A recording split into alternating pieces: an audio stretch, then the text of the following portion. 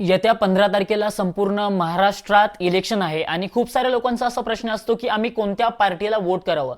सर्वप्रथम आपल्याला एक समजून घ्यायचंय की आपण आता जे वोट करणार आहे ते एका नगरसेवकाचं इलेक्शन आहे. नगरसेवक म्हणजे आपण त्या डायरेक्ट कॅन्डिडेटला वोट करणार.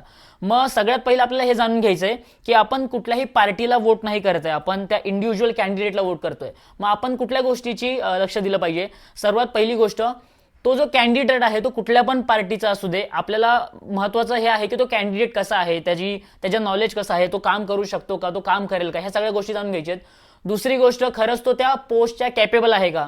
तिसरी गोष्ट, तुम्ही पार्टी वगैरे काहीच बघू नका, तुम्ही बघा की तो कॅन्डिडेट जो तुमच्याशी इझिली कनेक्ट असेल, म्हणजे कनेक्टिव्हिटी पाहिजे तुमची. कारण की तुमच्या म्हणजे वॉर्डमध्ये, एरियामध्ये, लोकॅलिटीमध्ये काही जरी प्रॉब्लेम्स असतील तर तुम्ही डायरेक्ट जाऊन त्यांना सांगू शकता आणि ते तुमचे प्रॉब्लेम्स नगरपालिके थ्रू सॉल्व्ह करतील.